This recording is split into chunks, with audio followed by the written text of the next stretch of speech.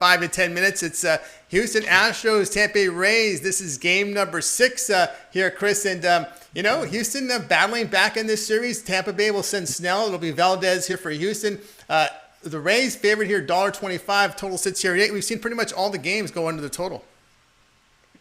And that we have, and I think we have another solid pitching performance in line from both starters here. I mean, Tampa Bay wouldn't want anyone else but Snell, I think, on the mound in this spot. He's the staff ace, and Javier, he's a young pitcher for the Astros, but he's only given up 2 runs in each of his last 2 starts for the Astros, and I'm starting to realize how yes, you have young guys that may be affected by the big moment, but they're at the end of the day, these guys are still all professionals, and they live for moments like these, and moments like these you dream of when you're growing up and hoping that one day you'll play in the big leagues.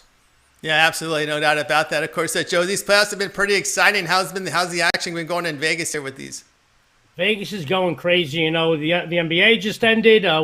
We still have there's still a lot of baseball to be played in these series before we go to the Fall Classic, to the World Series, and obviously I think we're very excited that very shortly we're going to be having a couple of new conferences in college football. And to be honest with you, I believe it was Shanahan in the NFL that said something very smart this past week. He said, guys, we got 4 games behind us. So now we played our preseason. We could get ahead of, we could start playing regular football. And if you've noticed, it seems, Tony, in the NFL that, and Chris, that, without the preseason and a lot of these teams that weren't having live scrimmages and whatnot, a lot of soft tissue injuries. I mean, I'm not talking about Dak Prescott where he got hit and broke his ankle, but we're talking about a lot of soft tissue injuries, a lot of Achilles injuries, a lot of situations like that. Because a lot of these guys in the NFL and even in college football weren't in shape. So we've got 5 weeks behind us, and we've got some new conferences in college football. A lot of baseball to be played.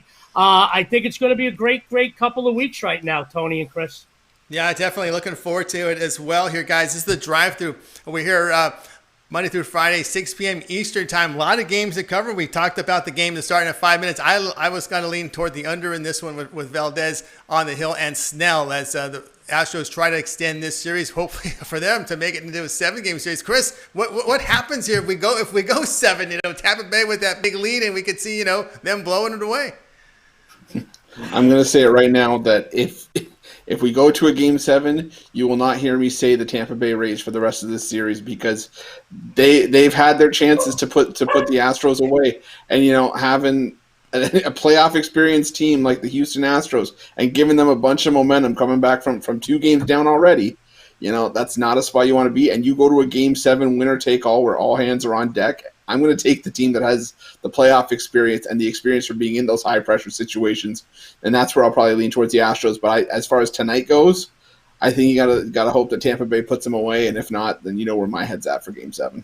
Absolutely. All right, the drive-through, guys. We got a lot of picks coming. We'll get to that Dodger game. We got 2 football games today, college football. We'll have that coverage as well. And we'll take a look at our guest lineup for today as we've got Jeff Jeter. We got NASCAR. We're going to get an SEC college football game out of it. Of course, Joe D'Amico, our co-host for today, as well as we got Goran. Again, I'm filling his plate up again. He's coming in with a pick, but we're going to talk some Premier League, and I know Chris Ruffalo has some strong opinions in that as well. One of my co-hosts for today. We'll talk some college football, and of course we'll get cut in NFL as well. Joe Duffy will be our leadoff hitter for today's show. We got Duffy there, but we got to get him in that center square. I got to remember that, though. That's something I've always messed up. I want Paul in. He's much younger than you. You're much younger than Charlie Weaver and much younger than Goebel, That is true. That's true. I'm going to work on my Paul Lynn voice, though. All right, we got to get that Paul Lynn voice. And, of course, Brian Bittler is here at the table here. Bittler having a really good college football season. So he's solid with the play today from college football. So we'll have a big show lined up for us as always. And, of course, it's time to get the show started. And speaking of our buddy Joe Duffy, our leadoff hitter, ready to get on base for us with a winner is our man Joe Duffy. And let me get the numbers here. Here we go. Joe, how you doing today? I'm doing pretty well. It's time to pick some winners. I do have a very, very big weekend in store. We'll maybe talk about that a little bit later. But yeah, things are going to be very big this weekend, and I'll have a free winner on this report. All right, absolutely. Of course, we got a game starting here with this Astros Race. You've been keeping tabs on this series? Yeah, for the most part, baseball has been a momentum sport. We've also done pretty well with some of our mathematical totals. Most of them lean towards the under, and even when we didn't have the under, we probably should have bet the over. So, it's been a pretty decent playoffs. But, yeah, I would have to agree with what Chris said. You kind of get with the experience if it does go to a Game 7. But still, all in all, I'll just take the more talented team. And I guess at the very least, Houston has been able to say that, stop talking about us cheating. We've at least shown that we're one of the better teams in Major League Baseball. And I guess even when they're not stealing signals, they're a pretty dangerous team. Yeah, they certainly are. All right, Joe, you're going to be taking a look at this Bears and Panthers game. Of course, the Panthers opened. I saw them around 3 to 2.5. It's come down here to Carolina at -1. Of course, Teddy Bridgewater is getting the job done at quarterback. The Bears, you look at some of their offensive numbers, are pretty crooked, but the record's pretty good. How do you see this one? Yeah, but I've always been a big Teddy Bridgewater guy, and that's why I think we've become so obsessed with fantasy football type stats where we love these high-powered offenses. I don't. That's why I've always loved, Russell Wilson. I was on his bandwagon. Finally, the rest of the world is agreeing and realizing he's one of the best quarterbacks of our era. That I don't necessarily look for guys that can whip the ball down the field like Drew Brees. Not to say that Drew Brees isn't one of the better quarterbacks I've seen, but I just like guys that keep the chains moving. And Teddy Bridgewater is so efficient. So I think he continues to sneak under the radar. In fact, they've only been favored, I think, once this year. They've obviously more than exceeded their expectations, but not necessarily mine, because like I said, I've been a Teddy guy all along. Used to be one of the great systems in sports, somewhat leveled off for a couple years, but now is back in a nice groove, fading quality teams off of a win as a home underdog, a very solid 121, 70-4, and that would favor Carolina's. Of course, Chicago won that crazy Thursday night game against Tampa Bay. Yeah, the Bears are fairly healthy, except it looks like Deion Bush, key man in the secondary, is going to be out. I just really like Carolina. They're doing very well. They rank very high, both running and catching, yards after catch, and especially when it comes to receiving, because like I say, Bridgewater is not necessarily a guy that can whip the ball down the field, but he's very efficient. He's one of the better short yard passers, and he wants these guys that can definitely make plays, and he's got one of the better receiving corps with Robbie Anderson and DJ Moore. And like I said, they're third in the NFL in yards after contact. And with Mike Davis, they have a very solid running game. But when you look at the numbers, the Bears, they're averaging only 5.7 yards per pass. The team's normally allowing 7.1, 5.1 yards per play to 5.8. Chicago, when you look at their net numbers, they are actually in a deficit. They have fewer net yards than they have net yards given up. They've given up they allow 344 yards per game, and they're only getting 323, yet they're 4-1 straight up. The Panthers are getting 399.6 yards per game, and they allow only 355.6. So I've said time and time again, when it comes to handicapping, straight-up records can be some of the most deceiving. I don't think Chicago is as good as the record indicates. And, in fact, Carolina is only the very small favorite. Again, we've talked about it probably every week. Of course, home field advantage is no longer worth 3 points in the empty stadiums. But I think Carolina, you can make an argument, is the better team. Look, Nick Foles, he's one of the – I don't think anyone can figure out Nick Foles. At times, he looks like he should be a third-string quarterback. At other times, looks like a ball, and obviously he's a pretty nice group. But I just think Carolina is possibly the better team, and they're only laying a point at home. So I do like the Panthers here. Yeah, it's hard to argue that one. Chris, looking at this Panthers team, McCaffrey goes down, but Mike Davis was a capable runner. Wasn't had an off season last year, but 2 seasons ago put up some pretty good numbers for when he was a running back. No, absolutely did, and I was a Teddy Bridgewater guy myself. At the beginning of the season, when I saw that Bridgewater was headed to Carolina under Matt Rule, I was like, okay, maybe the Panthers are starting to shift, and we're going to see a new era in Carolina. Personally, for me, for this one, I mean, I can't argue with any of the points Joe made, but just personally, I like Bridgewater better as a dog. I mean, 20-4 against the spread when we're getting points with Bridgewater, so. I mean, that's where I stand with Teddy, and Carolina 3 in their last 7 against the spread as a favorite. But I also noticed something a little bit. I'm been a little bit trends based on my own in this game. and since 2017, I know it's road dogs of 2 points or less, 26-7 against the spread and straight up.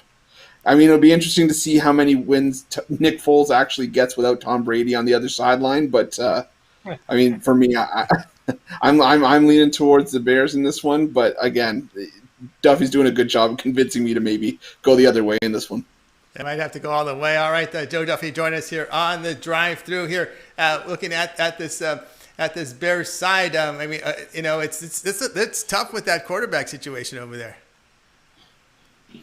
Yeah, there's no question. Look, I'm one of these guys that I was sort of kind of a Mitch Trubisky guy in that if I were the offensive coordinator, I would have had him running all the time. I mean, I'd have him run first. And, I go back to the old baseball adage where 90% of the game's half mental. And you talk about in football where, the run sets up the pass. I think Mitch Trubisky could be one of the better running quarterbacks in the NFL. And not only that, if he had a good running game, it could really open up his confidence for a passing game. So it's one of those, if I'm an offensive coordinator out there and I need a quarterback, I'd probably take a chance on Trubisky. But the case with Foles, I mean, look, in his 2 stints with Philadelphia, his first stint with Philadelphia, not where he won the Super Bowl, but he shattered records in that 5 or 7 game span when he took over for Mike Vick. So, I will say go against Nick Foles at your own risk, but in a battle of 2 of the most underrated quarterbacks in the NFL, I still think that Teddy is the more underrated and more underappreciated. He's very good at protecting the ball, and he just gets the job done. Like I said, if I were a fantasy football player, he's not going to be one of the top 10 guys I would draft, but this isn't about fantasy football. And I think when you have a guy like Teddy Bridgewater, your defensive numbers are always going to be better because your defense isn't going to be on the field quite as much. Right, and Coach, you look at the Bears' rushing attack, 35 yards against the Bucs, 28 against the Colts, all at home. They're 29th in the league in third down, 25th in the red zone. Not much downfield passing for Foles. He's actually 6 yards per pass attempt. That's worse than Trubisky, Joe. Right, no, and like I said, okay, that Joe. No, go ahead, the other Joe. Go ahead. We have one too many Joes. Go ahead, Joseph. I'm sorry.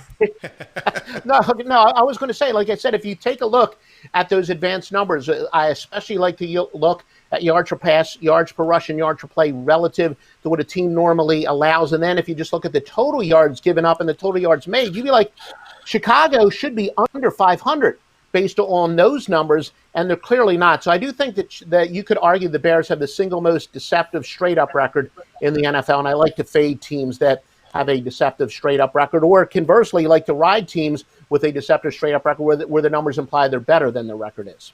All right, Joe D'Amico, what was your thoughts on this one?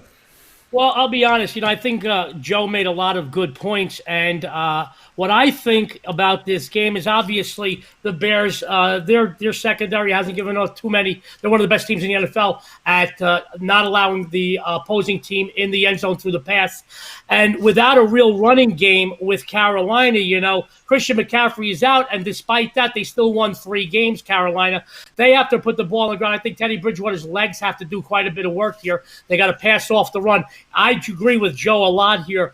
I still think, as Joe Duffy mentioned, that this is a very deceiving record with the Bears. I mean, yeah, I think they got a little bit of luck. I unlike Joe, I will disagree for the first time this season. I'm not a big Trubisky fan. I think Nick Foles brings a little bit more of a mental game. He's a smarter quarterback. Obviously, Trubisky's a little more athletic, but I think Nick Foles brings a whole different dynamic to it. And it's you got to as far as Carolina and their defense, they've got to obviously prep for Foles this week.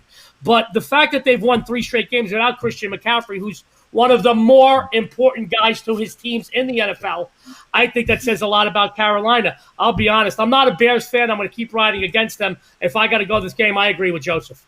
All right, Joe D'Amico here. Join us here on the drive-thru. Of course, as we approach the bottom of the hour, just quarter after the hour here. Joe Duffy, what do you have going on over at Pick Dogs Premium? We do have one of the college football totals for tonight. Tomorrow, I just uploaded the plays. Wanted to make sure I had them up in time for the broadcast. I think I have 7 college football winners for tomorrow, I believe, including the SEC total of the year. Like I say, it's very rare that I have such a big play on a high-profile game, but that does include my biggest play is on the Alabama-Georgia game. Do have 7 winners, and it looks like I am all but certain to have my NFL game of the year this weekend. So many things pointing towards one team, but we already do have the college football card up for Saturday. You can grab it right now. All right, guys, check him out, Joe Duffy over at Pig Dogs Premium. We got that up there for you, Joe. The 3-day, 7-day, 30-day all sports pass. Pick one of those. That's the best way to go, right? It is. It is. Like I said, not a lot of things have gone right in anything with 2020, but I've got a career that says, look, I'm going to win a whole lot more than I'm going to lose, and this is truly college and NFL combined. And I guess it helps that we have more college games to choose from, but this is truly the best weekend of the year as far as the most excited I've been as far as the number and quality of winners. That's right. So check out Joe Duffy over at Pig Dogs Premium. Pick up one of those all 30-day passes at the site and get on board and get into winning with Joe Duffy. All right, Joe, it's always great having you on the show. Have a great weekend, and we will talk with you next week. All right. We will talk to you, gentlemen. Thank you. All right, everybody. Joe Duffy here on the Drive Thru. Back here with Joe D'Amico and Chris Ruffalo. It's time to look at this game here. Dodgers and Braves. Dodger fans holding their. Can they get eliminated here before we get in the World Series again? Will it be another ouster here? We've got the pitching matchup here. It's May and Minter. It looks like Atlanta's going with a bullpen game. Dodgers huge favorites here, about $1.80 to $1.90. Total sits here at 9. Of course, the Braves have it set up pretty good, Chris. I mean, you can bring in make a bullpen game here, then you get Fried and Ian Anderson on full rest. Absolutely. I mean, I don't expect Dustin May to make it easy on anybody. I mean, this kid throws 100 with regular consistency, and he doesn't choke around when he's on the mound. And that's our kind of our running gag on the morning show. Say it looks like Bozo the Clown, but he doesn't make anybody laugh when he's on the mound. I'll tell you that much. But you know what? I still like the way Atlanta's been playing. You know what the thing is? You go into yesterday thinking that you're gonna throw Bryce Wilson on the mound. He gives you 5 solid innings, and then all of a sudden you pull out a 10-2 rout over a Dodgers team that, for all intents and purposes, yeah, Kershaw's had his issues in the past, but that was the Dodgers firing their best shot at Atlanta, and Atlanta won by 8 runs and put up a 10 spot. It was just. This Atlanta team is not a team I want to step in front of right now. I think they're brimming with confidence. And Tony, it's like you said, worst case scenario, you deal a bullpen game today, and then you get your 2 best pitchers on the mound for game 6 and possibly 7. Atlanta's going to be a team to watch out for, and I think there's going to be a ton of value with them down the stretch. Joe, a lot of people really didn't give, I think, the Braves enough credit in this series. If you look at their numbers, I mean, they're 1 and 2 in the hit batting average. In the runs scored category, the home run category, meaning neither the Dodgers are 1, Braves are 2. I mean, they're not really giving the Braves a lot of credit, I think, for their offensive production.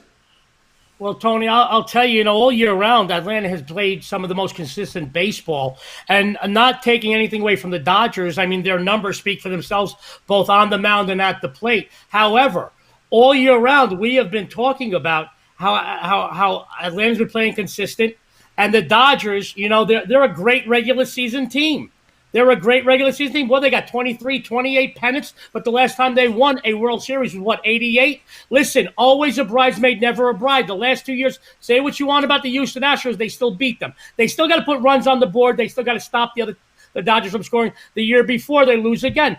I just think listen, there are money players and there are fun players. The Dodgers are fun players. The one thing, and this is why I stood away tonight, Chris and Tony, is because Atlanta seemed, when they threw Minter in there late today, I felt maybe they were thinking, okay, fine, let's make sure we have our best 2 pitchers coming up the next 2 games in case we go 6 and 7. And maybe this was a throwaway game. Not that they're looking to throw this away. They're certainly hot. They've got the 3 out of 4 already. But if Atlanta was going to lose a game, I think this is it. And I stood away from this game because I've been preaching Atlanta all year round. I am not a big Dodgers fan. And once again, Tony, there are money players and there are fun players. There are guys that you want at bottom of the 9th at the plate in any game. There are guys you want to take the last shot up in a basketball game with the second on the clock. That's how it is. There are certain quarterbacks you want pinned on your own 10-yard line, 90 yards with a minute and a half. There are certain quarterbacks that look in the huddle and say, we are going to score on this damn drive. And the other 10 guys in the huddle look at them, they know they're going to score. I just don't think the Dodgers, as good as they are, have the heart or the character to win. But if they were going to win, it would be tonight. I felt Atlanta's lining up their next 2 pitchers for that reason. All right, I kind of lean it over in this one. Which way are you looking in this one, Chris? I'll tell you this much. I had bets on the Atlanta Braves on the money line this morning, and that was with Josh Tomlin as the name that was slated in at that point. And if I'm going to take money line with the Atlanta Braves with a Christmas tree and a baseball jersey on the mound, you can probably bet that I'm going to take them with Minter on the mound. Now, I'm all in on the Braves. I think this is where it seems like the most winnable spot for the Dodgers. So I think that this is where it's going to sort of defy logic, and that this is where the Dodgers stumble. All right, we're on the drive-through, guys. Still a lot of picks coming. We've got the we're going to have one right now. We're going to look at. We're going to bring in. We've got him here, Joe D'Amico. You're going to be looking at this game here coming up at 9 Eastern between BYU and the Houston Cougars. The two Cougars going at it. We're seeing BYU favored in this one by either 3.5. There is a 3 out there now, so I am seeing 3 totals around 61.5. I know the graphic is going to show make sure a different number, but you can either get 3 or 3.5 when you're out there shopping. And of course, BYU out to a great start to the season, a lot of offense. Of course, Houston kicked off the season last week and fell behind, but with a lot of turnovers, were able to come back in that second half and pull out a convincing win. Joe, how do you see this one? Well, absolutely. And Tony, I don't know if you and our listeners and viewers are keeping score, but right here on the 3 p.m. Pick Dog Show, I believe my free games are on a 19-7 or 20-7 run. Tonight, 3 big winners, 2 college and a pro. I'm going to sweep the board. Let's talk this game. There was some Houston money that came in, and I'll be honest with you, this is some wise guy money that came in. Sports fans, the fact that BYU had a close game with a lesser opponent in UTSA this past week will actually make the BYU Cougars a better team this week.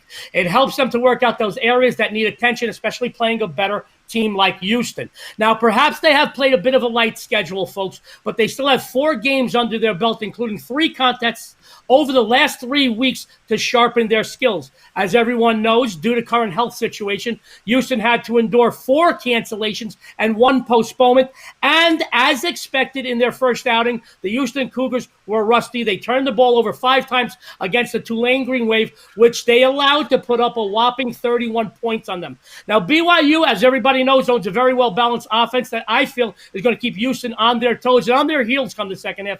Quarterback Zach Wilson, he's on a record-setting pace, 1,241 yards passing, 8-to-1 ratio. Guys, he has the offense running like a Swiss clock. This is a huge step up in class for Houston. On the opposite side of the ball, expect BYU to force as many or more turnovers than Tulane did a week ago. A couple of against the spread numbers. BYU 8-2 the last 10 following an ATS win and 11-5 the last 16 on the road. Guys, the Cougars get it done here. If you can find that 3, get it. I will tell you this. I like this game at a 4.5. I like it more at a 3.5. If you gotta buy it down, buy it down. Just err on the side of caution for the extra few cents. But I think BYU and the fact that they've been on the field several times, 4 times, while Houston has only been on the field once, it is going to make a big difference, especially in the line of scrimmage where you're going to see a lot of, I mean, if you're going to see just them going back and forth. BYU's got some big guys on both sides of the line of scrimmage, not taking anything away from Houston, but I still don't think Houston is the team they were when they had De'Ara King. I think he was a big part of their offense, not taking anything away from them, but BYU is in game shape. They've had 4 games to play. Houston had 1, and they played Tulane Green Wave. Let's face it, guys, this isn't the greatest team of all time. And I will tell you this. I think they're in for a rude awakening, Houston, tonight. BYU, Cougars, take them. It'll pay off, folks. You know, Chris, I always had a tough time last season after King left to back Clayton Tune. He just seemed to be too erratic. I didn't really like. I don't care for him here in this situation. But one thing I noticed with BYU is sometimes when they take on these teams that can spread the field, get their linebackers off the line of scrimmage, they can have some issues. I've seen them against Pac-12 teams where sometimes like a Washington State or some of these teams are able to get points on them because they're able to spread them out. But how do you see this matchup? You know what? I was joking around earlier in the week. I said anytime you can watch, 2 Cougars go back to back in a fight, whether it be on the football field or not, it's always going to be a good time. But you know what? This is a great game to sort of kick off our weekend. I was having a hard time picking a side, and to be quite honest with you, I was leaning on the other side in this one. I think that with Houston, BYU had a wake up call against UTSA last week, and whether or not it was sort of a bit of a look-ahead spot for BYU, that's something to consider. But, I mean, yes, Houston fell behind early to Tulane, and big. And I'm not going to lie to you, I had Tulane in that game. I had Tulane on the money line because I thought Houston was going to come out rusty. And for all intents and purposes, they did. They were down 24-7. But then you kind of saw something snap with the Cougars. Dana Holgerson woke up. And by the end of the game, we're looking at a 49-31 scoreline. Now, Houston's never going to be a solid team defensively. They're never going to lead the nation in defensive yardage and scoring defense. But, they can still put points up in bunches. I think BYU, as good of a team as they are, that performance against UTSA, albeit a win, was still a little bit of a wake-up call.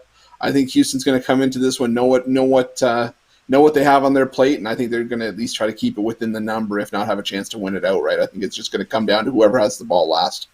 All right, that's Chris Ruffalo here on the drive. They're joined by Joe D'Amico here. And Joe, of course, we got a big football weekend coming up as we hit the bottom of the hour. What can they find? What will you have up at Pig Dogs Premium? Well, Tony, Chris, sports fans, every weekend this football season, I have made you a profit. The only difference about this weekend is I'm not just going to make you a profit. I'm going to make you a truckload of cash. Saturday, huge card, my Big 12 game of the month. Last month, I had an easy winner with Baylor in my Big 12 game of the month. I own the Big 12. Once again tomorrow, I will prove it. This one is even stronger here. I also have my 58, 21-1 touchdown play, my 24-4 odds makers mistake, and my 18-3 sky's the limit. And it just doesn't end there, folks. Sunday, it's going to rain money. You don't need an umbrella. It's going to rain money, guys. Get wet with cash. 56-12 Las Vegas strip move, my 18-4-1 bookie buster, my AFC North total of the month, my 91% high roller, my 3-1 touchdown play. They're already 3-1 this season. 2-0 Annihilator, and my NFC West game of the month. This is the most explosive Sunday NFL card I've had in years. So strong, I'm going to have a 7-game discounted guarantee package for everybody. Guys, get a 3-day, a 7-day, or a 30-day package if you want. It will pay for itself in 1 or 2 days, and the rest is icing. All my weekend winners, because I want you to know, Tony and I talk about this every week or every day on the show, is I deal a lot with line movements. I know where some of the smart money, the wise guy money is going to go. The money is going to move another half a point or a point on some of the teams I'm going to be posting tomorrow and Sunday, quite a few of them. So all my games will be up about 2 to 3 hours after this show ends right here at Pick Dogs. Guys, I promise you this. If you follow me this weekend, you're going to follow me all the way to the bank. That's a promise, guys. That's right. So check out Joe D'Amico over at Pick Dogs Premium. Pick up his pass. Actually, why not pick up a 7-day or 3-day all sports pass now available over at Pick Dogs. Get in with the winner here, Joe D'Amico over at the Pick Dogs Premium side. All right, continue here on the drive-through, guys. We'll take you up to the top of the hour. A lot more picks coming up. Chris, we have a game in progress here. I know we focused a lot on this baseball game, and we have this SMU Tulane game. I've been keeping tabs of 7-7. Each team scoring in their first drive.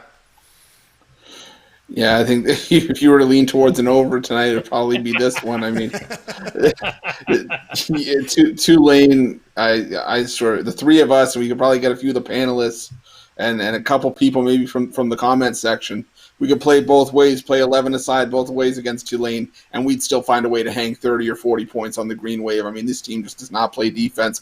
And you look at especially what SMU's done to start the year. They lead the nation in yardage, total yardage, averaging 44 points a game.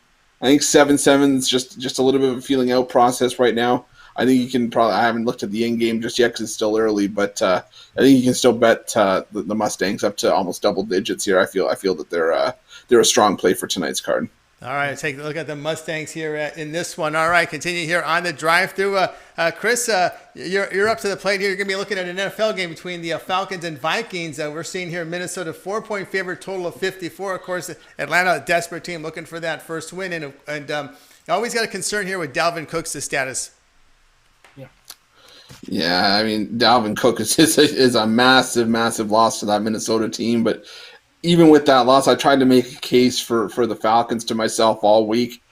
The problem is it just hasn't happened. I mean, this is a Falcons team that appears to have mailed it in even after just 5 games to start the year. And I mean, while a winning streak down the stretch wouldn't surprise me, I mean, we saw it from Atlanta, I think, last year or the year before. Yeah, the problem is, you and Tony, we've discussed this, is that you have an offensive-minded team that now makes a defensive head coach their guy. Like, you have Raheem Morris coming in, who hasn't taken a head coaching gig since 2011. And even when he was a coach, I believe it was the Buccaneers that he was the last head coach of, He went 1-9 against the spread in his last 10 games as a head coach. And Mike Zimmer, what can you say? I mean, he's still got a job. He's still one of the better head coaches in the league, in my opinion. He just had a rough go of things early on this season. But as far as spots like this, he's been moneying 28-9-3 against the spread after a loss, 14-2-3 in that same spot since 2017. And, also coaches or teams that fire coaches mid-season have only covered in 14 of the last 37 games since the turn of the millennium. I'm going to take the Minnesota Vikings here, laying the 4 points. I think they're a strong play. I think they win this one by at least a touchdown. I think you just see Atlanta sort of just spin in circles right now, and I don't know when it's going to sort of turn for Atlanta. Joe, we've seen these teams, they start off so slow, so badly, 0-5, a lot of pressure. They fire the coach, and it can go many different ways. They really take on the personality of the new coach coming in, and a big change for the team. Oh, absolutely. And I feel bad for guys like Matt Ryan, some of the other playmakers on this team. There's talent on this team, but we saw the writing on the wall before this season started with Dan Quinn. And I'll be honest with you, when you've got as much talent as they have on offense, I mean, get a couple of defenders. I mean, you've got to do something. This isn't the first year. This isn't the second year they've had trouble in this issue. I will tell you this. I think there's as much or more talent on this team than a couple of teams that have 2 or 3 wins in the NFL right now. They just can't get their act together, which falls on the coach. Obviously, they can't stop anybody. Chris made a case that the guys on the panel could probably go compete with Tulane a minute ago. I'll tell you what, man, I'll be honest, man. If you got the guys on the panel to line up against the Atlanta defense, we could probably at least kick a few field goals for sure. But, this is a team that has talent. We love Matt Ryan. We liked him at BC. We like him now. He's a good quarterback. He makes good decisions. He just doesn't have the staff around him. They've had a running game. They've had an offensive line at times, but it's their defense. And listen, as much as the game has changed, where everybody wants to see everybody throwing through the air and this and that and the other thing, defense still is very important, and so is running the ball. You got to be able to run the ball so you kill the clock, keep the opponent's defense on the field, and you've got to be able to slow up offenses. Atlanta just can't slow any offense. They're finding new and improved ways to lose. And I actually feel for this team. I don't feel for Dan Quinn. I mean, that guy's about I'm sorry. I'm not a big fan of Dan Quinn. I don't want to badmouth him. I don't want to say anything bad about the city of Atlanta. Great city, great sports city. But I feel bad for this team. I really do, because there's talent on the team, guys.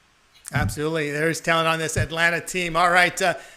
Continuing here on the drive-through here with Chris Ruffalo as he comes in with his play on the Minnesota Vikings, laying the 4 against the Atlanta Falcons. All right, Chris, we reached the bottom of the hour. What do you have going on over at Pig Dogs Premium? I'm still going to have a player in the BYU Houston game tonight. I'm going to have to decide on that one. I'm going to put up there for $25 over at the website. Also, you know what? I'll admit it. I've been getting lazy, but tonight at midnight tonight, my price on my 3-day and my 7-day package are going back up. I'm even going to lower it tonight. 3 days, $49.95. That's as much as it costs you for one guaranteed package, just for 1 day's worth of picks. You can have 3 days worth of picks. You'll get my college. You'll get whatever baseball's left over the weekend. You'll get the NFL for Sunday. You'll get whatever plays we make for Monday. Anything else that's involved in there, I'm going to see maybe we can find a couple UFC plays in there. We'll take a look at that. But again, these 3 days, the 7 days, and 30-day packages, they're all going to be your best investment, at least for the time being, until we start getting into college basketball, and then the NBA and NHL start up again. Everything's going to come to a head very soon, and you want to be on the right side with one of our handicappers. So you better pick up one of those packages. Yeah, it's a good time right now. Pick up Chris Ruffalo's All Sports Pass. We got a 3-day, 7-day, or 3rd day is your best value right now, as it'll get you right into football and as into the heels of the start of the college basketball season. All right, continuing here on our show, we're going to not bring in because he's sitting right here. Joe D'Amico, you got some NFL on your mind here. NFC West, Rams at San Francisco 49ers, an old school matchup going back for years. This one has the Rams favored 3. Total sits here at 51.5. Of course, Jimmy G, a lot of concern about his play. The Rams, they've been on the road a lot out east, but finally they got a West Coast road trip. So how do you see this one? Well, actually, the side in this game is going to be one of my biggest plays so far this NFL campaign. But I want to talk about the under here. Obviously, there's no love lost between these two NFC West rivals. While they do not like each other, they certainly do know each other. 2 seasons ago, everybody remembers the Rams took both meetings en route to a Super Bowl appearance. Last season, flip-flopped. The 49ers took both on their way to a Super Bowl appearance. The 49ers, though, they're off back-to-back losses, including last week's embarrassing 43-17 thumping at the hands of the Dolphins. I mean, that was I was embarrassed. I went into my room, put my head under my pillow. And the NFL, and knowing that they've just to let our viewers know, they've had just about the softest schedule thus far in the NFL, and it's going to get significantly stronger now. Knowing that, I think that they're going to get a little bit better. Garoppolo and a few other cogs in the wheel are going to be back here. Harbaugh is going to make sure that they have a better showing. The Rams are playing solid ball. They're 4-1. This is a team that runs the ball quite a bit and then passes off the run. As a matter of fact, you're going to see both teams utilizing the rush here. You're not going to see too many mistakes. They're going to play a little tighter. Now, I'm not saying it's going to be an underdog. I'm not going to say it's going to be a favorite. You're going to need to get my big game of the month right here on Pick Dogs on Sunday. But both teams match up very, very well with each other's strengths. The under, 5-2 the last 7 meetings in San Fran, 10-2 in the Rams' last 12 as a favorite, 4-1 in the 49ers' last 5 at home. Take the under the total, guys, and I promise you, you're going to soar over the rainbow. All right, you heard that from Joe D'Amico looking here at over the total here. Guys, here with the drive-through. We're just past the bottom of the hour here. A lot more picks coming. We're here Monday through Friday, 6 p.m. Eastern time. We got a lot of college football games coming up. It's going to be a football show, and we'll continue on. And let's go ahead and welcome. Well, when you go over to Pick Dogs and you see who's number 1 in college football, it's this man right here. So let's welcome to the show our man, Brian Bittler. Brian, how you doing? How does it feel to be on top, my man? It feels very good, but it's even better to be on with my fellow bash brother, Joe D'Amico, every week, man. We're bashing books. So it just feels good. I'm looking forward to this weekend. We're going to absolutely clean up.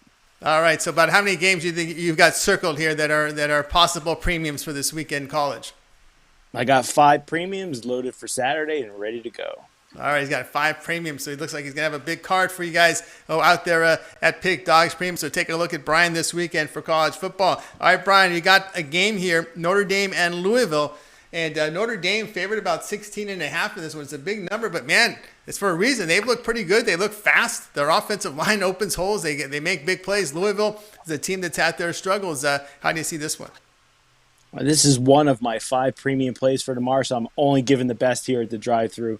But Notre Dame really needs to win with impressive fashion. They want to hold on to that number 4 spot for a potential playoff berth down the road. Louisville coming off of absolutely getting dismantled by Georgia Tech last Friday, I believe it was. Louisville won 8-1 last 10 against the spread as road dogs. Also 5-20-1 last 26 versus a team with a winning record. Louisville is going to get absolutely hammered by Notre Dame. Lay the points. Don't worry about it. It'll be over at halftime. All right, Brian Bittler, number 1 at Pig Dogs in college football, says go ahead and lay the lumber with Notre Dame. Chris Ruffalo, how do you see it? It's hard for me to disagree with Brian on this one. I mean, you saw how lifeless, for the lack of a better word, Louisville looked against Georgia Tech, and you know they don't call them the Ramblin' Wreck for nothing, because I'll tell you, this has not been a good football team for the last couple of years, and even in a transitional year, trying to still get that new offense under their feet.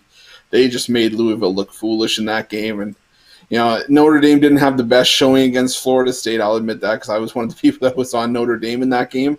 I think this is a bounce back spot, so to speak, considering that it's hard to bounce back from a 16-point win. But I mean, Notre Dame knows that they're better than giving up 26 to Florida State. I think this one's a rout as well. Yeah, it looks like a rout. I'm with you there. I was looking at that side too. Notre Dame laying the points here against Louisville. Joe, how do you? What's your thoughts here on the Irish, and how's the action coming on Notre Dame? How does Vegas handle Notre Dame? I'm very curious. Well, Notre Dame for many, many years is on TV every Saturday on network TV. So they're always a fan favorite, and people love to bet them. The last several years, this is a very, very, very good team. They're good both offensively, defensively. They've got great linemen both sides of the ball. And I'll be honest with you, Brian Bittler told me today was Groundhog Day, I would throw my calendar out. When it comes to college football, Brian Bittler is the be-all, end-all. So I'm not going to disagree with him. I'm going to put on my little hat. I'm going to put on my pipe. I'm going to put on my green outfit, and I'll be running up and down here singing the Luck of the Irish. Because Brian is red hot in college. Well, actually, he's red hot in all sports, but right now he's on the top of the leaderboard among other boards in college football. You got to listen to what he says. You can't go. I mean, Notre Dame, little rust last week. So yes, as Brian and Chris both said, how do you bounce back from a win that Notre Dame had last week? But yes, I mean, Louisville is just atrocious. I mean, gone are the days of Teddy Bridgewater. Gone are the days of anything they had positive. I mean, Notre Dame. I believe this is the game where Notre Dame has to set forth and tell the rest of the top 10, hey, you got to deal with us now. Yeah, they certainly do. Of course, we're looking at Notre Dame. Can get some tough schedules coming up. They got Boston College, but then they've got Clemson. So if there's going to be a spot where you got to be a little worried about it, would be next week, Brian, when they face BC. With Clemson coming up. Yep, definitely that. Hopefully it's not a look ahead at all for Notre Dame. They're going to be focused in and ready. But that's always a worry with teams like Clemson on the horizon. Yeah, so I think if you look to go against Notre Dame, it may be next week when they face Boston College, because then you've got that Clemson game coming up. But I think this spot here shapes up well at home in this spot against Louisville, a struggling team. All right, you're top of the leaderboards, Brian. Why don't you let everybody know as we hit the quarter till the hour, what do you have going on at Pick Dogs Premium? I got two options tonight. If you want to get in on my college football blank check, write any amount, it's going to cash. Primetime game tonight around 9 o'clock, $29.95 at pickdogs.com. Or all 5 of my premium plays for tomorrow, 5 plays, $50, gets you my 5-pack at pickdogs.com premium pick section. All right, great to get him that weekend card. But wait, you know what? You've convinced me. Brian's the top of leaderboards. How about a 30-day pass? You got 30-day passes up there, long-term packages. Absolutely. That's the way to go. It breaks down to $75 a week when you get $300, $30. Yeah, $300 30-day pass breaks down to $75 a week. You can't go wrong. You can make that up in one day. Absolutely, guys. So check out Brian Bittler over at Pig Dogs Premium. Pick up his 30-day pass, or if you want to just try him out, get him that plays his plays for Saturday. Number 1 college football documented over at Pick Dogs Premium. All right, Brian, it's always great to have on your show. You're the bookend guy, Monday, Friday, so we'll see you next week. See you guys later. Thanks for having me. All right, everybody. Be good, Brian. Have a good one. All right, everybody. Brian Bittler here on the Pick Dogs Drive-Thru Show. All right, continue here with Chris and Joe. I know, Joe, you got a game we're going to look at here. It's the big one. It's the big one. It's the primetime game. It's the you know what? Believe it or not, this is the bailout game. It's the last game on with all these COVID cancellations. You got the bailout. Could you imagine Georgia, Alabama, the bailout? It is. So you got to bail them out here, Joe. Georgia, Alabama. We're seeing 4.5 and some. We've seen a 1-5 pop up in this one already. So keep your eye out there. Total sits here at 58. Well, guys, as everybody knows, with the word that head coach Nick Saban won't be on the sidelines due to COVID-19, this line dropped a bit. Guys, don't kid yourself. Saban's going to be in his living room with a headset on, and Bama has as many assistant coaches as they do players. Guys, obviously I'm joking a little bit, but their offensive and defensive coordinators, Sarkisian and Golding, guys, they each make over $1 million a season for a reason, and either way, it won't matter. Let's put aside the fact that Kirby Smart has got to be nervous here, as Nick Saban's teams are after he beat Jimbo Fisher and Lane Kiffin the last 2 weeks, is now 21-0 versus former assistants. Okay, Smart, granted, he has people talking about the Georgia defense. But let's be honest, let's talk turkey. Arkansas, Auburn, and Tennessee, they're 3 2020 opponents. They are not Alabama. The loaded Crimson Tide, led by quarterback Mac Jones, just might be the best offensive unit in the nation. They can pass, they can rush, and they are the top scoring unit in college football. They're averaging 51 points per game. And if you recall, sports fans, the last time a highly rated Smart defense faced an offense like this, They were demoralized in a 37-10 loss to LSU in last December's SEC title game, with the Tide offense keeping the Bulldogs defense busy and on the field. That's less time the Georgia offense has to match Alabama score for score. The Bulldogs 2-7 the last 9 as a road dog and 2-6 the last 8 following an against the spread win. The Crimson Tide 4-1 the last 5 at home and 6-0 the last 6 following an against the spread loss. The Alabama Crimson Tide shows just who owns the SEC. Take Bama here. I see 4s. I see 4.5. Excuse me. I see 4.5s. Tony mentioned he sees a 5. I'm going to tell you now, you'll see some money come in. This line might go down to 4, but I could take it because I'm going to tell you right now, Bama wins this game by at least 9 points or more, and they do show the rest of the SEC who's boss. That's right. That's Joe D'Amico here on the Drive-Thru Show. Pick up one of his all sports pass now available at Pig Dogs Premium. You know, Chris, I'm with Joe. I like the Crimson Tide. I'll take their offense. But how do you see this one? For me, I think this is going to be the marquee game for a reason. I mean, you got 2 heavyweights in the SEC, and I've said it before. I got family in Athens, so I have vested blood running down those lines in Georgia. And you know what? This is a big game on both sides. The thing that does scare me a little bit about Alabama compared to years past, the offense is fantastic. The defense, for whatever reason, though, feels a little bit shaky, and that's what's going to tend to happen when you have 5, 6, 7, even sometimes 8 guys go into the pros from a starting defense, and you have to keep retooling. Granted, Nick Saban brings in these guys, and they're just as good as the year before, but it's a little bit alarming to me that you put up 63 against Ole Miss, but you also allowed 48, and it's a little bit jarring for me going into this one. It's just going to be something that you have to watch, just something to take into consideration.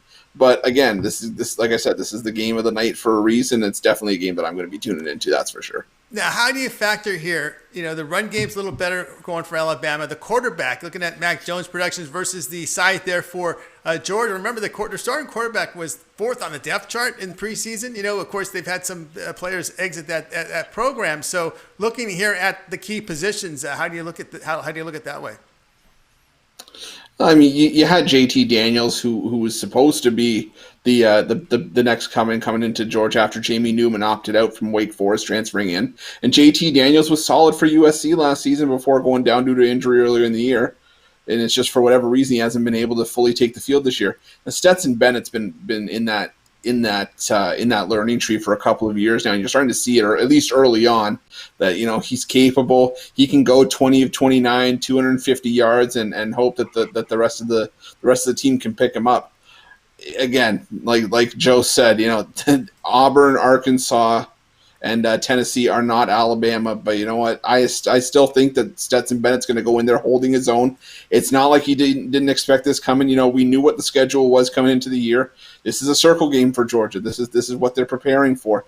And I think that I just think you're going to see a battle. I don't think that it's going to be a situation where the moment's too big for Bennett. I just think that he's going to have to get himself up for this one. And win or lose, whoever wins, whoever covers this game, without a doubt, they're going to earn it. And that's the way that SEC football has been. That's the way it's going to be. That's the way it should be. And this is going to be a phenomenal game. I know I keep saying it. I'm not trying to beat a dead horse, but this is going to be a fantastic game. At least it's going to be a fantastic game to close out Saturday's schedule. That's for sure.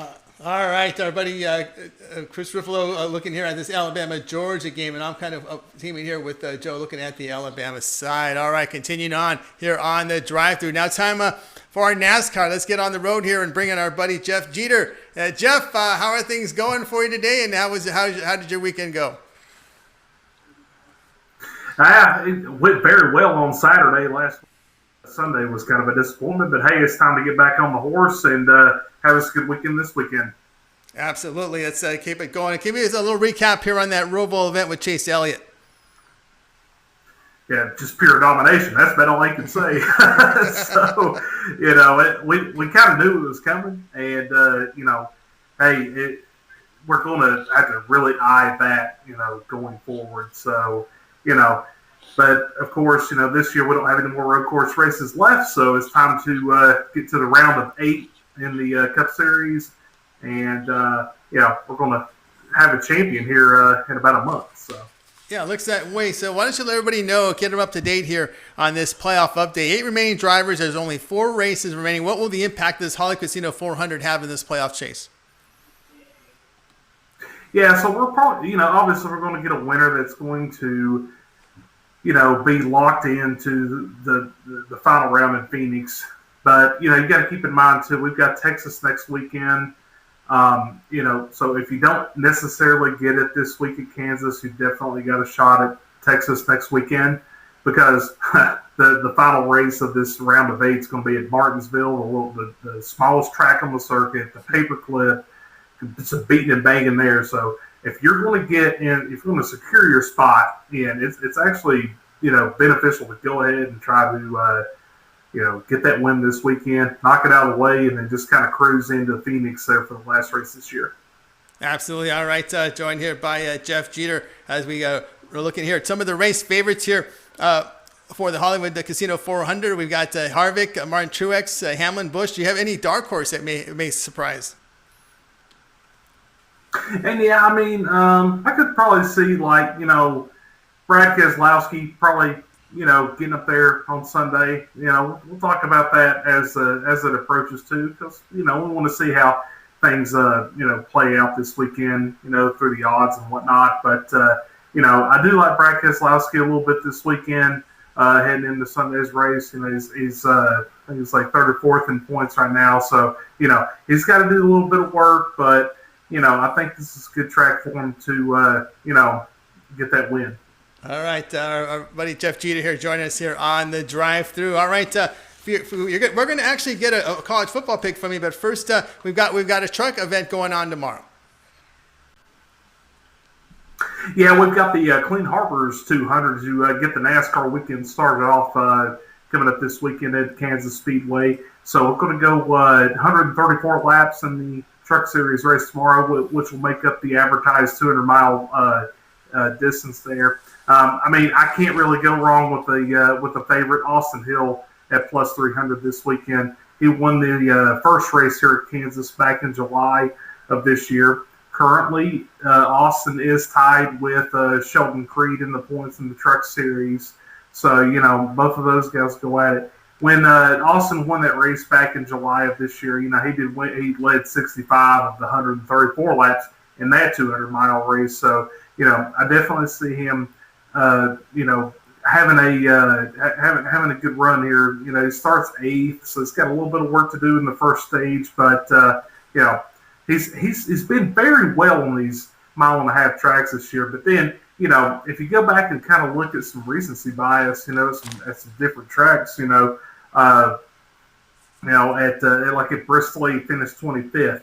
But then the next week he goes up to Las Vegas, he wins out there, and then of course at Talladega gets in the crash, finishes 19th. So, but I think Austin is going to be in one of his his good trucks here this weekend. So, I know he's a favorite, but at plus 300, he's actually one of the best favorites on the weekend, if that makes sense, as far as somebody who's going to win across the 3 national series. So, all right, everybody, Jeff Jeter here on the drive-through. Of course, Jeff, we're going to get to your college football selection here. You're going to SEC, but first let everybody know for NASCAR weekend what we have going on over at Pick Dogs Premium.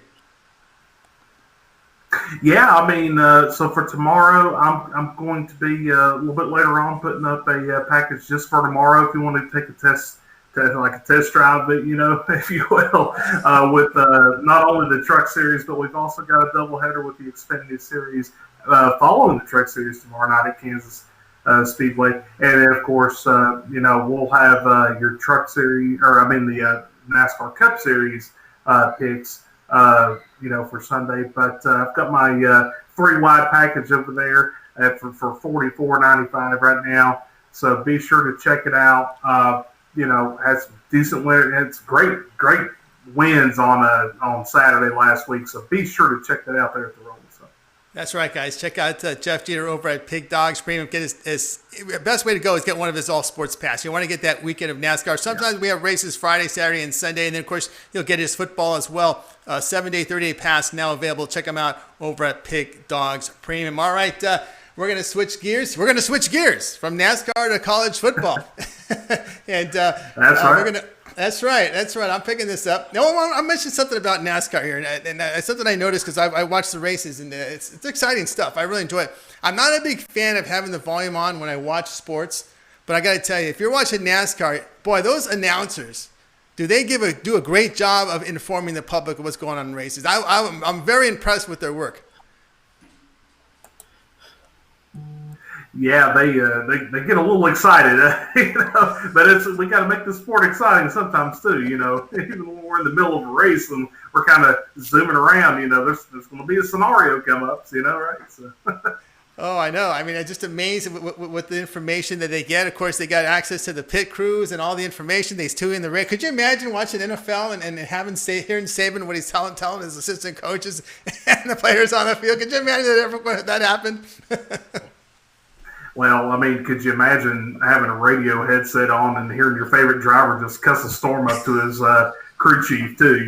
So it's one of the most interesting. Transparent sports out there, believe it or not. So, yeah, because on some of those pay-per-view packages, you can get full radio communications from all the drivers. Yeah, yeah, that is something. All right, now we're gonna switch gears. We're in neutral there for a second. Now we're gonna take a look here at this football game between Ole Miss. Ole Miss is going to be in action against Arkansas here, and a short favorite here in this one.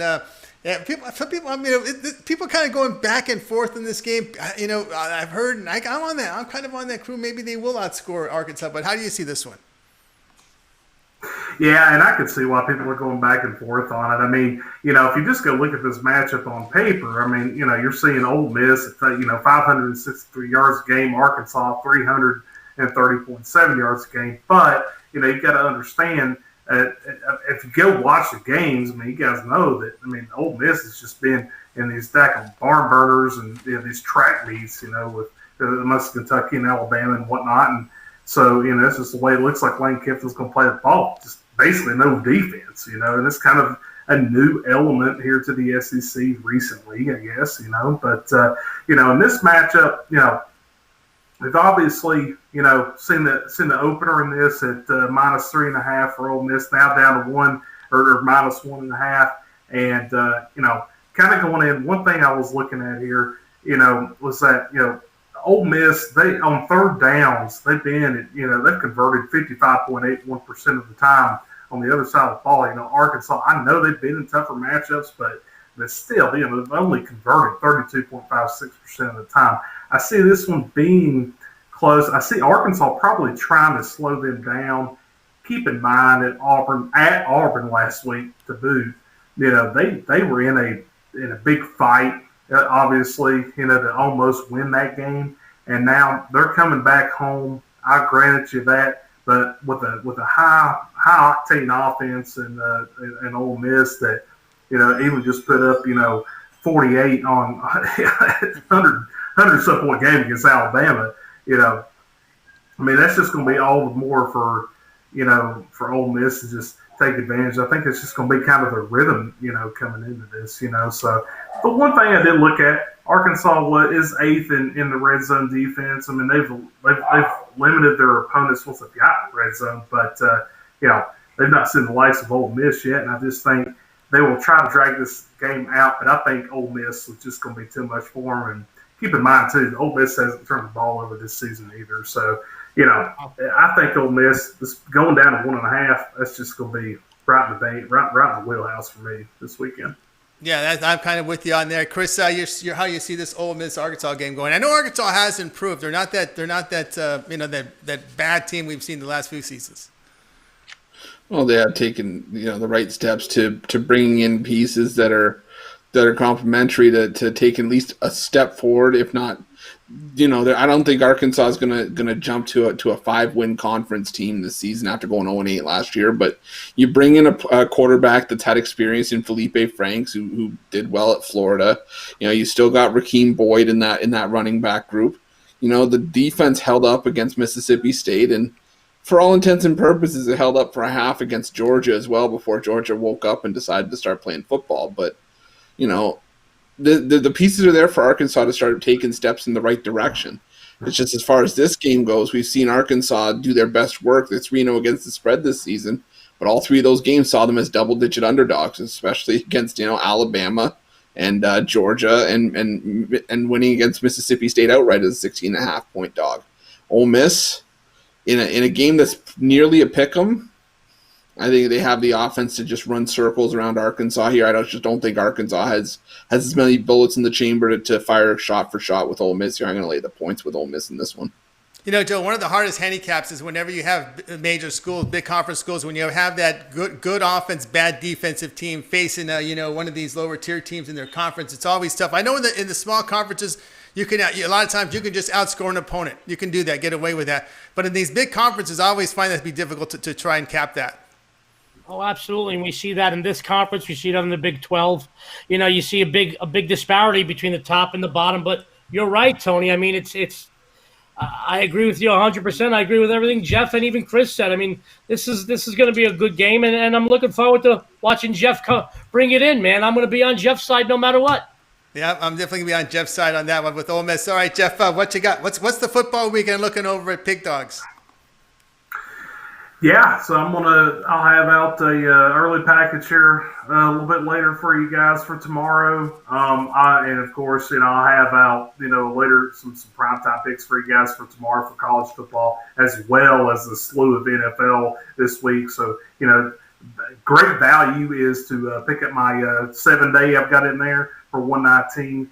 I mean, that is going to include not only just the football picks, but also the NASCAR picks this weekend, and plus I'll carry you through the week. So, with football getting some postponements with this COVID, it's a good package to have, when it comes to, if we're getting some Tuesday, Wednesday games. We went all week this past week with football. So, be sure to pick that up too. It's good value. Absolutely. Be sure to pick it up from Jeff Jeter over at Pig Dogs Premium. Hey, when you said Tuesday, Wednesday, it perked me up because the MAC is coming back, right? We're going to get some of those Wednesday games, right? Oh, man, we're going to have action. We're going to have Fun Belt during the week. I can't wait, man. This is going to be great. Plus some Big Ten coming back. I'm loving it. I'm loving it, too. All right, Jeff, as always, great having you. Now, we're going to listen for you on Mitch's show, the morning show, 10:30 a.m. Eastern time. You'll find Chris. You'll find Brian Bittler. And you'll find Rod over there. So you're gonna be coming in, chiming in. You'll probably have some coverage on Saturday for the Xfinity race, and of course you'll have the big one for Sunday morning. Correct? Yeah, absolutely. That's what we're going to go with this week, and looking forward to it. A bunch of football. We got a ton of racing. All three series going to be racing the next 3 weeks too. So be sure to check it out. We've got a ton of stuff coming up here for you, and I'll see you guys tomorrow morning, bright and early. Bright and early tomorrow. You got to get that action for that Xfinity and get ready for that race for Sunday. All right. Have a great weekend, and we'll talk to you next week, Jeff. All right, guys. Y'all have a wonderful evening. We'll see you tomorrow. All right, everybody. Jeff Jeter here on the drive-through. All right, we're about ready to get into our soccer segment, and lo and behold, Chris Ruffalo, the co-host. You know a little bit about that Premier League, don't you? Just a little bit. Sorry, just to circle back just to one thing. Tomorrow, we're actually going live at 10 Eastern. We want to make sure everybody gets those college football bets in. We knew normally in the past we were cutting it a little bit close. We want to give everybody as much breathing room as I have my stretchy pants on when I'm on the couch on Saturday watching football with pizza in my hand. I'll tell you that much. But you have the coffee, the bagels, the donuts. You have the full spread for the morning show. Oh God, yeah, and then we do the pizza for lunch. We do the giant catering plate of pasta. We do the gnocchi, and then when you get to the evening game for Georgia and Alabama, that's when we'll have the brisket on the smoker outside. So a little bit of something for everybody. But no, you know what, Tony, you're 100% right. Soccer, it's one of those things where it's just they call it the world's game, and that's me not trying to be cliche. It's a fact of life. It's the game that's played everywhere in the world. And here, I coach soccer a little bit, but that just all stems from me starting to watch the Premier League when I was growing up. And the Premier League, even though I'm full-blood Italian, it's the one league that I found myself following more than anything. But that just sort of branched out into a bunch of different leagues as well. Serie A, League One, Bundesliga, as much as Rod loves pronouncing Bundesliga, German names. Yeah, I love it all. Yeah, I'm a big fan of the World Cup, and even Olympic soccer I get into. I'll watch it, and of course now I definitely get into the Premier League and some of these World Cup qualifiers. There's a lot going on in soccer, Joe. I mean, every week I mean, it's amazing how you can play your regular league and then middle of the week you're playing in all these other tournaments for your country, or maybe, you've got World Cup qualifiers. It's amazing how these guys got to play so many games throughout the year. You know what I really feel exciting, what I really love about it too, Tony, is a lot of these games, because they're played on the other side of the world. I mean, at all the wee hours of the morning, here in Vegas, we don't sleep. We sleep, we'll sleep when we're dead. But in the wee hours of the morning, we could turn on, and if you've got some packages and whatnot, you could watch soccer live. You could bet in game. You could have a lot of fun with it. And it's a very exciting sport. And I'll be honest with you, I'm not a big soccer aficionado. I stick to what I know and what I'm good at. But we've got Goran coming on, and he'll tell you, man. But any hour of the day, you can walk into a sports book first thing in the morning, 5, 6, 7 in the morning. They'll have soccer on. There is a crowd of people. It's very exciting. For decades, it has been the number one spectator sport in the world, and it's that for a reason. Over the last several years, it's come to surface that there's a lot of money that can be made on it, and it's amazing. And the fact that Chris touched on it, you touched on it, Goran touched on it. I love the fact that while it's nighttime here and our sports are done with, we could turn on the tube. We could go on our app. We could go on our phone with our app. We could go on our computer. We could bet and we could watch soccer live going on the other side of the world. There's nothing better than that. You got 24-hour sports, Tony. Absolutely. It starts at usually 4:30 a.m. Pacific time, so it's early. And in our industry, Joe, on those weekends you get up early, so it's always good to have a game up, right? Absolutely. And you know what? There's money to be made on that, Tony and Chris. There really is. Yes. Yeah. I think one of my fondest memories when I was back in Vegas in January, and I went back to my hotel. Before I went back to my hotel, I went to the Hard Rock and put $50 on 2 draws, and by the time I woke up in the morning, I'd already made $600, and I didn't even realize I was making money while I was asleep. It was wonderful. It's one of my favorite things in the world to do. Absolutely. So, Chris, when are you moving out here to Vegas with me? Hey, Joe, we talked about this. You give me the word, I'm there like white on rice. It's not even a question. I have a couple extra rooms here. You're more than welcome. You're good to go, man. We got the pool, just no skinny dipping, because I heard about you. Okay, first of all, that's the only time that you will hear the word skinny associated with me, is if you say the word skinny dipping.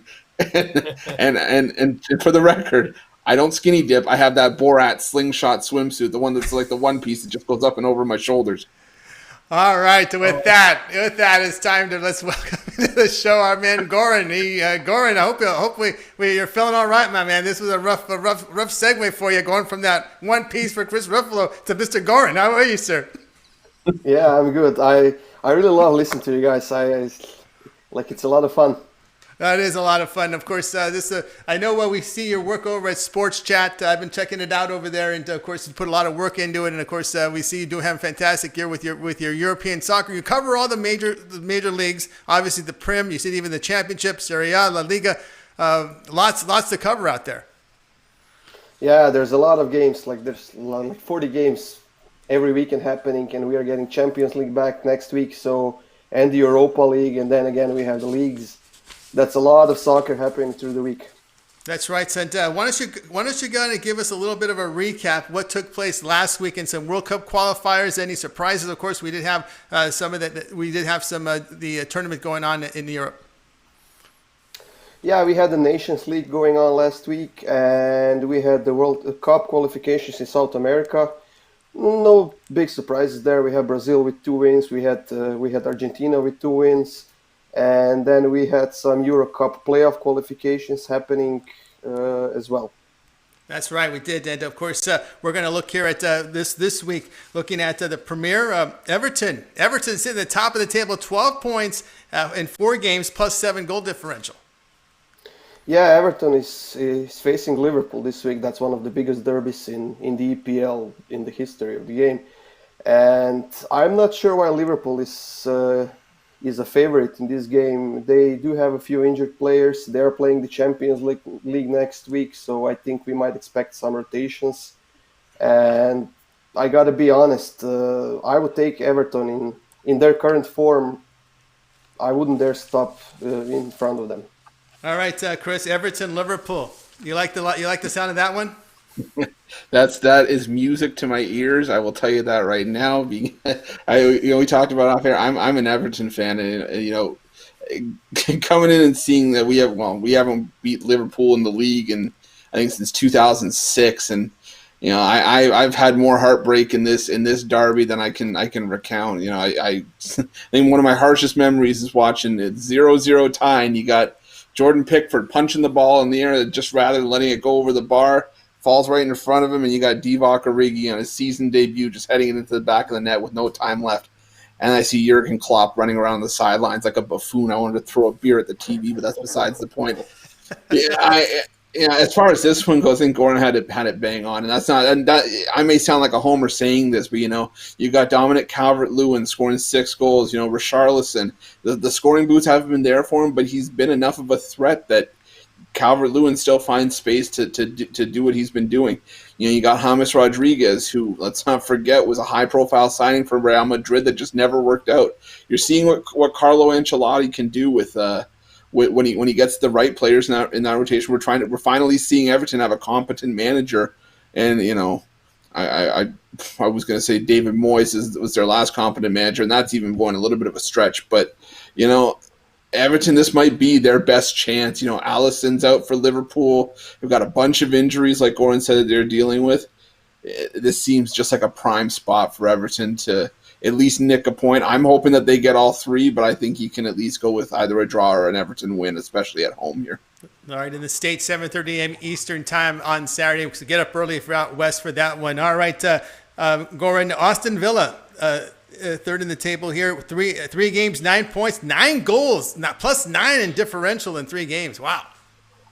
Yeah, you know what? People are getting really enthusiastic about Aston Villa, but not sure. We're gonna have to see how will they react after this international break, and I think I'm gonna wait a few more games. If they can win a few more games in a row, then I'm gonna start thinking they could end up in the top half of or even the Champions League. But there's another international break in November, and then there's that crowded schedule in the Christmas in the EPL, and I'm not sure if they have the depth to keep that going all season long. All right, your thoughts here on this Aston Villa start here for Chris? I mean, again, we talked about Liverpool and just how much I am not a fan of the Reds, and that's outside of the rivalry. And watching Liverpool get spanked 7-2 by Aston Villa in their last game before the break, that was an early Christmas present for me. And the problem is, and sort of piling on to what Gordon was saying, I don't think that this international break could have come at a worse time for Aston Villa. You're riding that high of that momentum after just beating the defending champions, who I believe only lost twice last year, and that was even with them clinching the league title with like 9 or 10 games to play. And and now the league has to pause, and you have to go play international games. It's just some bad timing.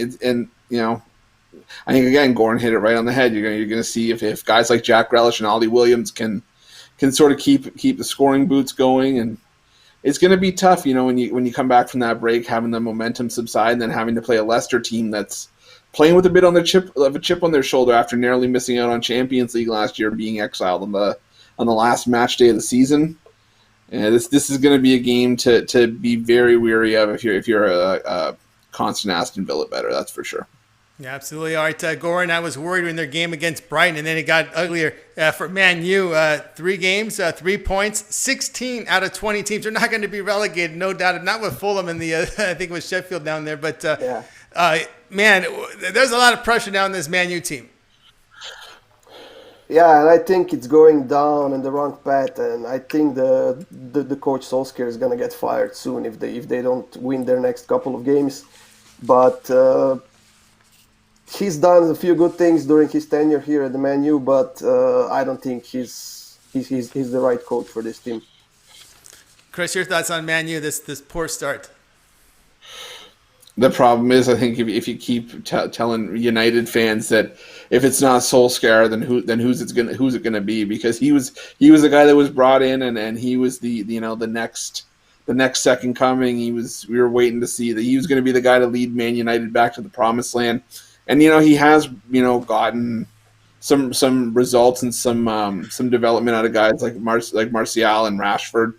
But again, you're still seeing the occasional blunder by David De Gea in goal. You're still seeing the defenses in shambles, and quite frankly, a 1-0-2 start is not a start that the Glazers, the owners of the team, are going to want to see. You know, this is a proud Manchester United team that feels that they should be higher than where they've been the last few years, and that this is a team that is tired of not contending for hardware in that league. And you know, it's Manchester United, again, another team that you wouldn't necessarily associate with the Europa League either. That you think they're back in Champions League, and luckily they are this season. But yeah, I'm with Goran on this one. I think it's the time is starting to run out for Solskjaer to get results, and they have to start coming quick, or else he's going to be on the hot seat as well.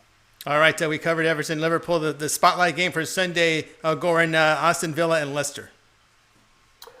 I think that's going to be a really high-paced game. We're going to see a lot of counter-attacks, one side, the other side, and I would take goals here rather than Leicester because they lost their last game against West Ham, and I think I would stick with goals here. How do you see this one, Chris? Yeah, I think at early glance, like I said, you got to kind of see where Aston Villa goes after this. I think I'd lean goals if you feel the need to bet this game, just because it's probably the safer route to go. I think we are going to see a fair share of goals in this one. I think a side's just too hard to call, especially coming back after the international break. All right, we're with Goran Kuchar here on our soccer segment. Goran, you picked this game for your pick for the show. We're going to Serie A, Inter, and Milan. Yeah, this is one of the biggest derbies in the Italian Serie A, and both teams had a lot of players on the international break playing for their teams, for their countries. And the worst thing is that Inter has 5 players positive to COVID now, and they really, those are some of their best players, and they are playing the Champions League next week, and they are the favorites in this game, but I wouldn't take them in this match. If anything, I would take goals or even side with Milan, who are getting Ibrahimovic back, and they will have a day more of the rest because they're playing in the Europa League on Thursday. So they're gonna have 5-day rest when Inter is playing on Tuesday, I believe. And like I said, I wouldn't take Inter here. Stick with goals, or if you want a better price, I would go with Milan. All right, Chris, you had a comment about this one. Maybe looking at a side with totals. I mean, and Corn brings up a good point now that I'm starting to look at the injury report of guys that are missing games with COVID. But you know, the thing for me is that Inter, they still have had AC's number over the last few years. I mean, AC Milan hasn't won it in this fixture in the league since 2016. And I mean, they still have Lautaro Martinez. They still have Romelu Lukaku to lead the front charge for Inter. And you know, as much as I like Ibrahimovic, there's only so much that he can do. We saw that with the LA Galaxy, and even on a bigger stage in Italy, there's only so much that he can do. I just think Inter is a more rounded out team. I do like the both teams to score option with the over at minus 105. I think you can also get. You can also get Inter to win and over 1.5 or even 2.5 goals at plus 170 and 230 respectively. I think you can also get Inter to win with both teams to score at plus 310 as well. I think those are some value plays if you feel that the side's worth taking. I'm going to go with history. I like Inter Milan in this one. Again, I may shoot myself in the foot based on the COVID players missing this game, but again, I think that's where you can find value in this one as well. All right, here on the drive-through, here joined with Goran, Joe Migo, and of course Chris Ruffalo. Goran, it's a big weekend of soccer. Premier coming back, Champions League next week, so a lot going on. So what do you have going on over at Pig Dogs Premium? Yeah, I had a good week with the national teams, and I had a package up since yesterday for the whole weekend. So that package started today with the PSG winning in the League One. And then we have another package for tomorrow with 7 picks already up. And of course, there will be something for Sunday and Monday, and then again for the next week, Champions League. All right, so guys, check out Goran Kuchar over at Pig Dogs Premium. Pick up one of those long-term packages. 30 days, we got the Premier back. We're going to have Champions League, so it's a really big month here of soccer, English soccer, European soccer, the coverage you get here from Goran. All right, Goran, as always, great having you on the show. Have a great week, and we will talk with you next week. You too, guys. It was a pleasure. All right, everybody. Goran Kuchar here on our show here, and we'll continue here with Chris Ruffalo and Joe D'Amico. I know we have an in-progress game here going on, Rays and the Astros. At last check, Rays up 1-0, so low scoring as we thought here in this one. Yeah, I mean, I fully expected a pitcher. I think this is a game where neither side's going to want to be the first one to blink. I mean, with Houston potentially knowing that a Game 7 could be on the horizon with a win, and Tampa Bay not wanting to let the Astros off the hook completely in this one. And I think you're going to see a lot of zeros on the board tonight. It looks that way. All right, guys, now it's time for my free pick today. It'll come from Saturday college football, Boston College and Virginia Tech. You know, I was a big fan of BC last week. I'm coming back with them again, but this time I'm getting more points, plus 13. They're getting good production for that Notre Dame transfer quarterback, Phil Jerkovich, completing 65% of his passes, nearly 8 yards per pass attempt. And on defense, the team does a good job of stopping the run. But this concern here is if you're going to take Virginia Tech, you're laying 2 touchdowns with a team that's allowing 484 yards a game, 225 rushing, 5.5 yards per attempt. And, of course, they do give up a lot of passing yards. And, of course, looking at BC, they've covered 3 of 4. Hokies, one thing to note here, inside the red zone, the Hokies red zone defense, opponents are scoring touchdowns 92% of the time against them. Got to take the plus 13 in this one here as we'll take Boston College. All right, guys, back here on the drive-through. Chris, you had looked at that game, BC Vatek. Yeah, you hit the nail right on the head. I was looking at the points from the beginning. Because I think that this is going to be a battle. I think this is simply just a case of way too many points. I think this one's stays within single digits no matter which way you slice it. Whether you take the shot with Boston College on the money line as a dog, or you take Virginia Tech. I have this one being a touchdown game at most. When I first looked at it, I thought if I'm going to take the money line, it could be something like 24-23 Boston College, where they nick it out on like a last-second field goal. And if Virginia Tech wins this one, well, I think you're more than safe with 13 points. That's right. Seems like a lot sometimes, Joe, to ask a favorite to cover almost 2 touchdowns when they're giving up close to 500 yards a game. It just something doesn't make sense to me when you do that. Absolutely, Tony. I'll tell you, we've seen a lot of overvaluing. We see a lot of overvaluing college football the beginning of every season, but now we're 4 or 5 weeks, 4 or 5 games into the season, and I think you're seeing overvaluing here. You're perfectly right. I mean, Notre Dame transfer quarterback Phil Jerkovich. I mean, let's talk numbers, man.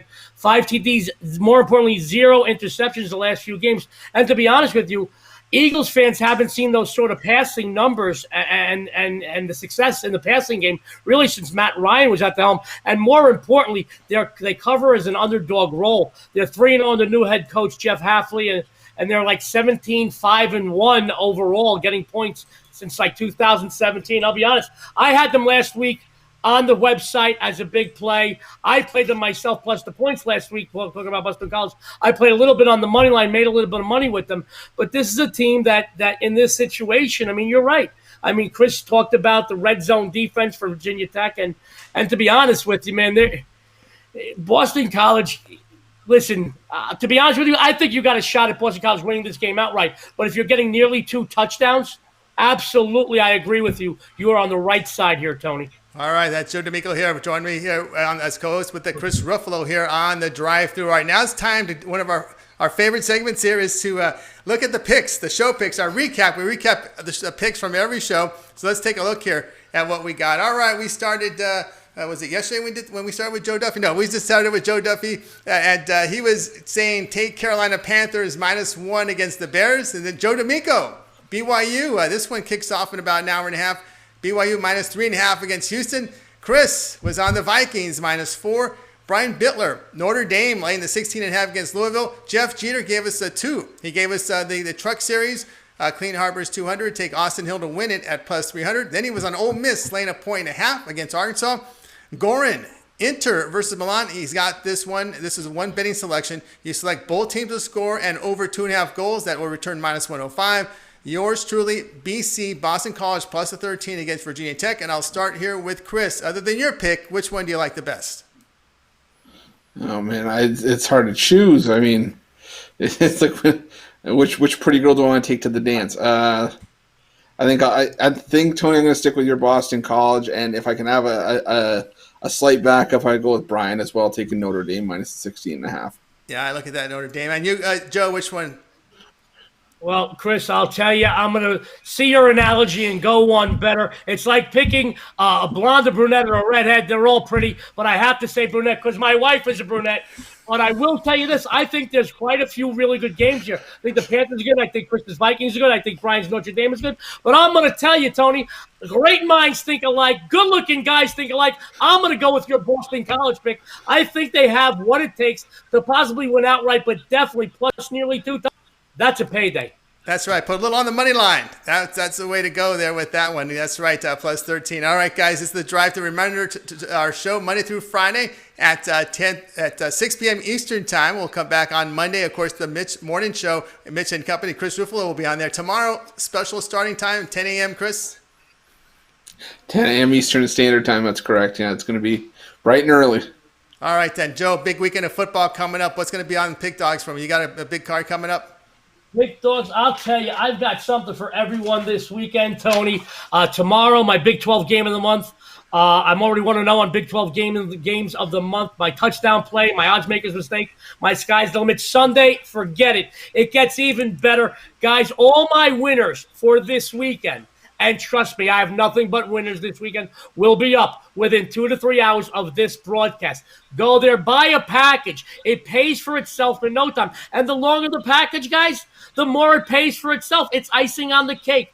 Go down there and follow Goran in soccer, Jeff in racing.